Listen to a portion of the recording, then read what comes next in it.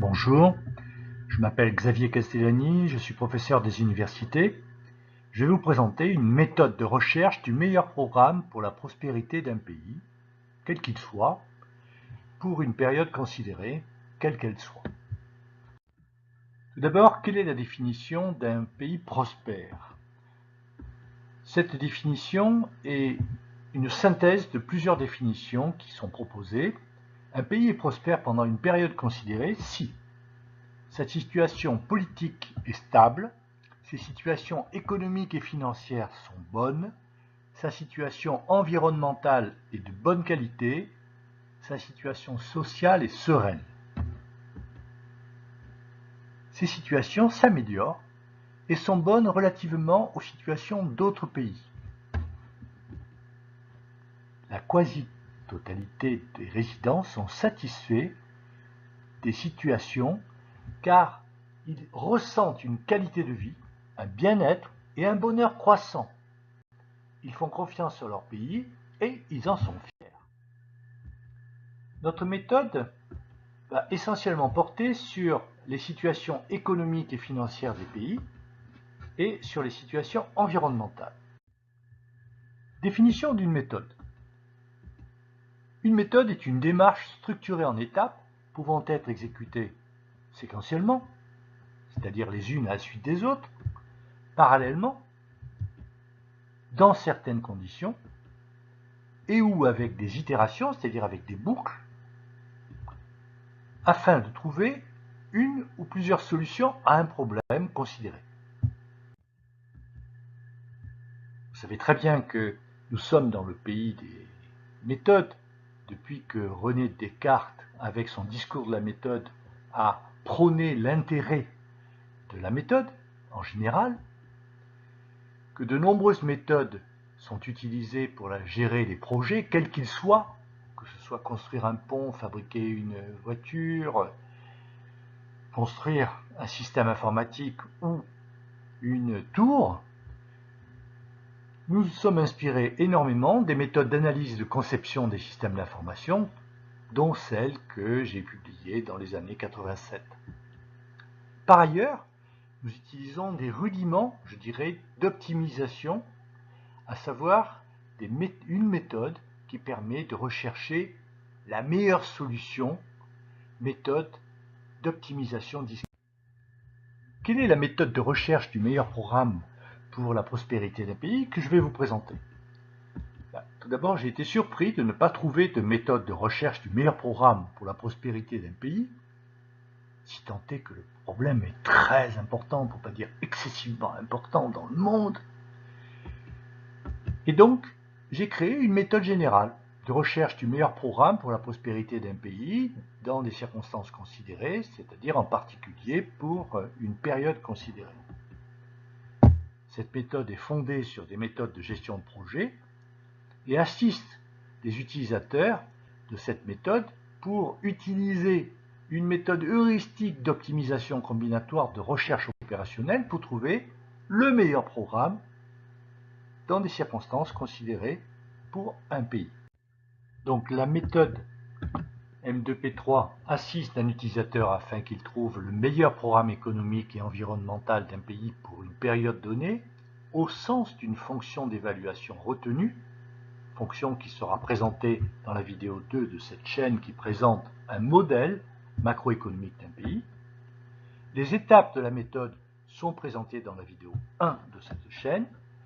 Cette méthode utilise un modèle macroéconomique d'un pays présenté dans la vidéo 2 de cette chaîne.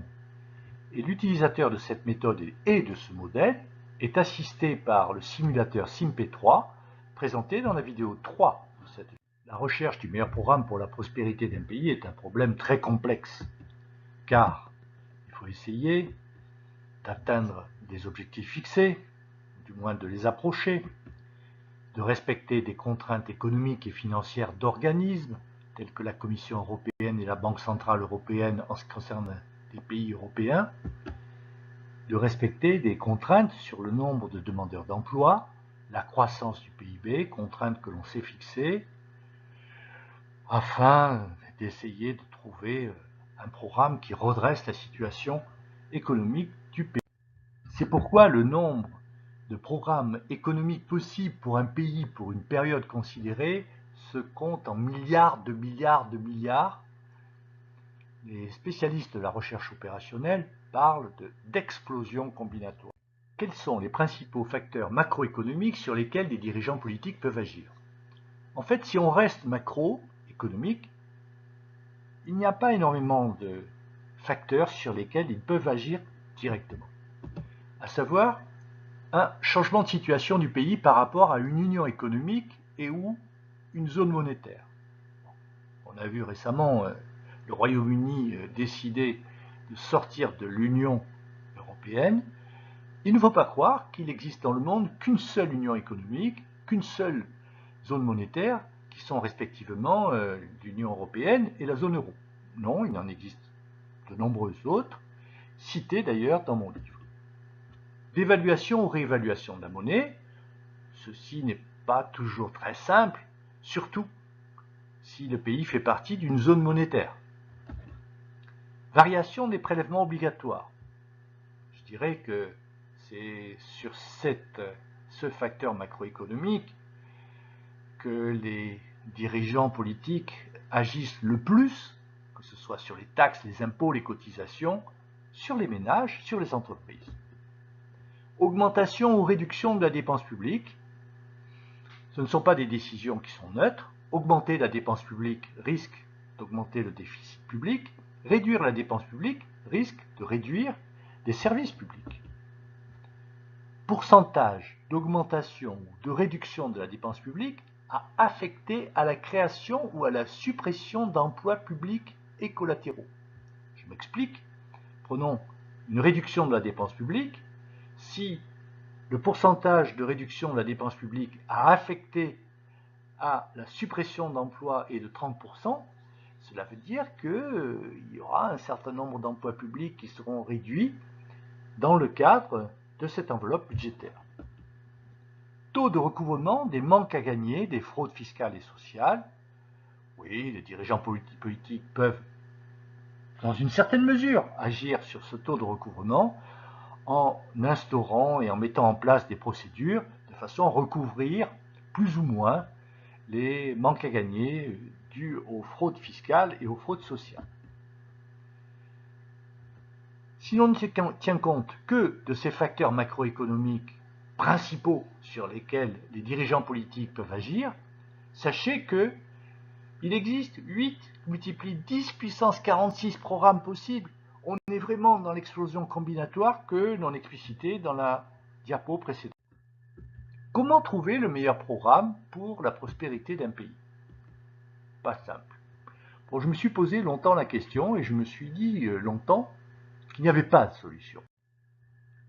Je me suis dit que pour trouver rationnellement le meilleur programme pour la prospérité d'un pays, il faudrait une méthode de recherche rationnelle de ce meilleur programme, mais que cette méthode devrait être utilisée dans des conditions très précises, c'est-à-dire 1. Inhiber les a priori et les pressions, c'est-à-dire Confère Vidéo 2.4 de la chaîne France 2017-2021 Économie Environnement, inhiber les a priori idéologiques, politiques, c'est-à-dire la gauche, le centre, la droite, préférence a priori de certaines personnalités, inhiber des a priori sur l'économie, en disant non, l'économie, je dirais, keynésienne ou l'économie libérale ne sont pas bonnes.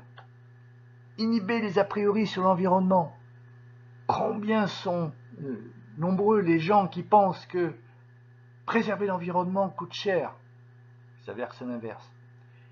Ensuite, privilégier en permanence ses intérêts personnels par rapport aux intérêts collectifs ne nuit ni à la prospérité de son pays, ni à l'environnement, ni à l'avenir de ses enfants, mais c'est un a priori que de nombreuses personnes ont. Ensuite, laisser tomber les pressions politiques, laisser tomber les pressions syndicalistes, laisser tomber les pressions de lobby, de façon à utiliser au mieux la méthode qui sera mise en place.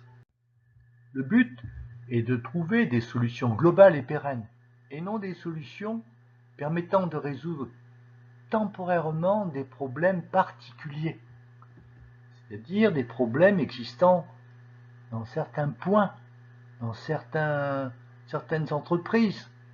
Le but est de trouver une solution ou des solutions globales pour l'ensemble des entreprises, pour l'ensemble de ce secteur ou de toutes les entreprises, et parfois même d'aller au niveau mondial. Surtout en ce qui concerne l'environnement, les solutions doivent être mondiales, nous l'avons compris. Donc quels sont les outils au sens large d'aide à la recherche du meilleur programme pour la prospérité d'un pays? Nous avons indiqué que le principal outil est une méthode avec des étapes qui sont présentées dans la vidéo 1,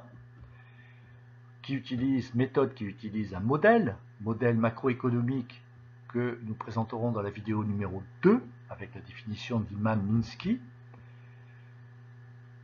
Modèle et méthode que l'on pourra utiliser avec le simulateur qui sera présenté dans la vidéo numéro 3. Et sans parler d'outils, disons qu'il est apparu que dans de nombreux cas ou dans de certains cas, il a fallu faire appel au bon sens pour trouver des règles du modèle, des étapes de la méthode. Nous en reparlerons. Donc après cette vidéo, méthode de recherche du meilleur programme pour la prospérité d'un pays, vous pourrez donc vous reporter aux 3 vidéos que je viens de citer, étapes de la méthode, modèle et simulateur. Dans le tome 2 de mon livre sont présentés cette méthode, ce modèle et ce simulateur, et leur utilisation pour rechercher le meilleur programme économique et environnemental pour la France pour la période 2015-2018. Cette méthode de recherche du meilleur programme économique et environnemental est aussi utilisée pour la France pour la période 2017-2021 dans mes chaînes YouTube France 2017-2021, Économie et Environnement, dans la chaîne M2P3 Présidentielle 2017, Quel est le meilleur programme, trouvé par cette méthode, et dans la chaîne M2P3 Présidentielle 2017, Études, évaluation et classement de programmes de candidats à l'élection présidentielle 2017, sachant que les 2 dernières chaînes feront partie de la première en quelque sorte. Elles ont été sorties de façon à être mises en évidence, mais il est certain que c'est le même sujet. Je vous remercie pour votre attention.